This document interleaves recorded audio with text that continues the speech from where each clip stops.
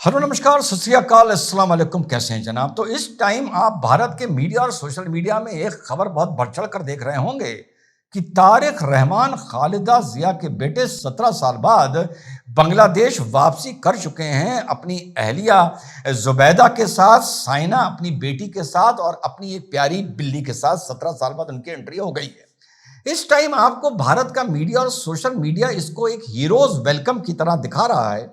उसका मामला जो है वो रिबाउंड का है, क्योंकि यूनुस की अब भारत से नहीं पटती है, तो भारत का मीडिया इस टाइम तारिक रहमान की एंट्री को हीरोज वेलकम की तरह दिखा रहा है। क्योंकि मीडिया में या तो अकल नहीं है, या वो जाहिल है, वह मूर्ख है, या वो जानबूझ के मूर्ख बन जाता है। तारिक रहमान का इतिहास जानना हम लोगों के लिए बहुत जरूरी है। तारिक रहमान को हमेशा खालिदा जिया के बेटे के रूप में जाना पहचाना जाता है, लेकिन जनरल जिया उर रहमान के बेटे के रूप में कम लोग इनको जानते हैं। जनरल जिया उर रहमान वो शख्स था जब सन 71 में ईस्ट पाकिस्तान बांग्लादेश बनता है, तो जिया उर रहमान वॉज द पर्सन जिसने उस लिबरेशन को अनाउंस किया था कि अब ईस्ट पाकिस्तान नहीं है और अब ये बांग्लादेश बन चुका है। 1975 आते आते शेख मुजीबुर रहमान का असैसिनेशन होता है, पूरी फैमिली वहां पर मार दी जाती है। शेख हसीना बांग्लादेश में नहीं थी, इस मारे वो बच जाती हैं। उसके बाद उस असैसिनेशन के बाद बांग्लादेश में अस्थिरता आती है। जो जनरल जियाउर रहमान थे, ये उस टाइम तक प्रमोट होते होते chief of the Bangladesh army staff तक पहुंच जाते हैं।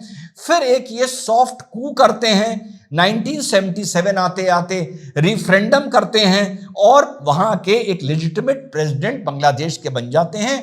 1978 में बांग्लादेश नेशनल पार्टी का गठन होता है। 1981 में जनरल जियाउर रहमान को भी असैसिनेट कर दिया जाता है। उसके बाद खालिदा जिया राजनीति में आती हैं। तो आज जो तारिक रहमान की इस एंट्री को हीरोज वेलकम की तरह दिखा रहे हैं, थोड़ा सा इतिहास समझ लीजिए।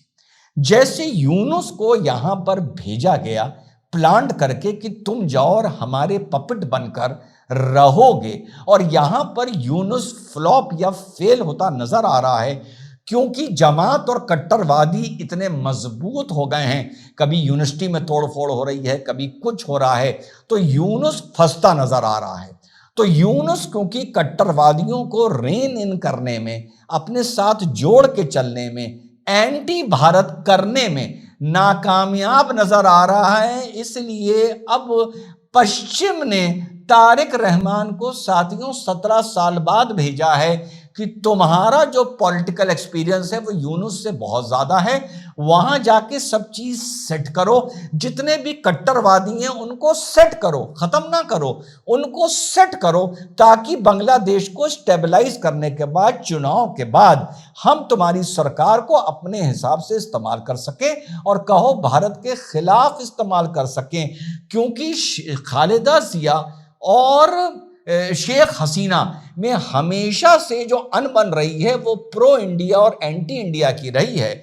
और खालिदा जिया के शौहर जो इनका जो कंसेप्ट था वो ये कंसेप्ट था कि 1975 के बाद जब इन्होंने 77 आते आते बांग्लादेश के ये राष्ट्रपति बने, तो प्रो भारत स्टैंड से हटकर ये वो पहले आदमी थे, तारिक रहमान के अब्बा हजूर, जो प्रो चाइना की तरफ बांग्लादेश को लेके गए थे।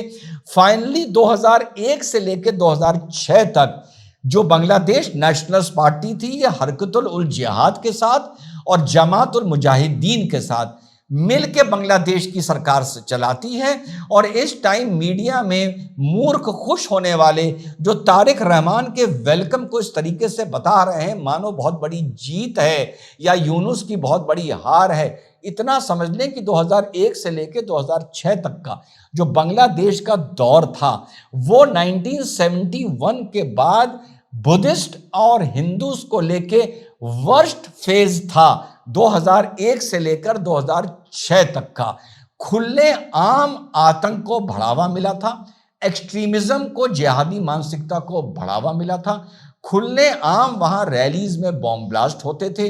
2004 में शेख हसीना की रैली में एक बहुत बड़ा बॉम्ब ब्लास्ट हुआ था जिसमें 24 लोग मरे थे और 200 घायल हुए थे। उसी में the conspiracy to kill Sheikh Hasina के सिलसिले में तारिक रहमान को भी जेल में डाला गया था। 2008 आते आते इलाज के लिए एग्जाइल पर ये यूनाइटेड किंगडम भेजे गए। उसके बाद अब साथियों इनकी बांग्लादेश में एंट्री हो रही है। तो ये एंट्री किसी लिबरल नेता, प्रो इंडिया नेता, प्रो डेमोक्रेसी नेता के दौर की नहीं है, क्योंकि 2001 से लेकर 2006 तक जितने सिविल सोसाइटी असैसिनेशंस हुए थे, पॉलिटिकल असैसिनेशंस हुए थे और वहां की माइनॉरिटीज, बुद्धिस्ट और हिंदूज पे जुल्म हुए थे, उतने 1971 से लेकर 2000 तक नहीं हुए थे और 2008 से लेकर अब 2024 तक नहीं हुए थे। तो मीडिया में तारिक रहमान की एंट्री को हीरोज वेलकम दिखाने वालों समझ लो। तो अब आने वाले वक्त में मुझे एक गंभीर एनालिस्ट के तौर पर, वो वाला एनालिस्ट नहीं जो कल से बता रहा है कि बांग्लादेश में एक बहुत बड़ा बॉम्ब ब्लास्ट हो गया, और जब पढ़ो तो पता चला कि एक फ्लाईओवर के ऊपर से एक सुतली बम मारा गया जिससे एक आदमी की वहां पर मृत्यु हुई है। कल रात से मीडिया दिखा रहा है कि बांग्लादेश में बहुत बड़ा बम विस्फोट। यह है बम विस्फोट की कहानी। तो अब एक गंभीर प्लेटफॉर्म के तौर पर हमें 2-3 चीजें देख के चलना होगा। पहला कि क्या तारिक रहमान 17 साल में बदल के आ रहा है और भारत के साथ ये अपने संबंध अच्छे करेगा, या तारिक रहमान एक बड़े कट्टरवादी, अनुभवी कट्टरवादी परिवार के साहबजादे के तौर पर यहां पश्चिमी देश भेज रहे हैं कि अब वहां कट्टरवाद यूनुस नहीं संभाल पाएगा, तुम जाकर वहां कट्टरवाद संभालो और देखो कि किस तरीके से बांग्लादेश के कट्टरवादियों को एक जगह जनरल जिया की तरह एक जगह ठहराया या टिकाया जा सकता है, बांग्लादेश को एक स्टेबल किया जा सकता है, ताकि फिर बांग्लादेश को हम अपने हिसाब से यूज करें। तो आने वाले वक्त में यह देखना है कि रहमान भारत के फेवर में रहेगा या हमेशा की तरह एंटी इंडिया रहेगा। ध्यान रखिए, पॉलिटिकल फैमिली है और अनुभव है सरकार चलाने का। यह भी देखना है कि यूनुस अब बांग्लादेश छोड़ के भागता है नहीं भागता है, क्योंकि यूनुस भी उसी डगर पर चल रहा था जिस पर संभवतः आकर रहमान चलेगा। यूनुस को अनुभव नहीं था, वो संभाल नहीं पाया। देखना यह है कि रहमान आकर इसको संभाल सकता है नहीं समझ सकता है। लेकिन किंतु परंतु तारिक रहमान का बांग्लादेश आना फिलहाल इतिहास के हिसाब से, भविष्यवाणी नहीं कर रहा हूं, भारत के लिए कोई बड़ी खबर नहीं है। सिर्फ यह खुश होने की बात है मूर्खों की कि क्योंकि यूनुस शायद राइट टाइम हो जाए, इस मारे रहमान के आने पर लोग खुश हो रहे हैं। हकीकत यह है कि इनका फैमिली का इतिहास anti India, pro extremist, pro जिहादी और एंटी हिंदू रहा है।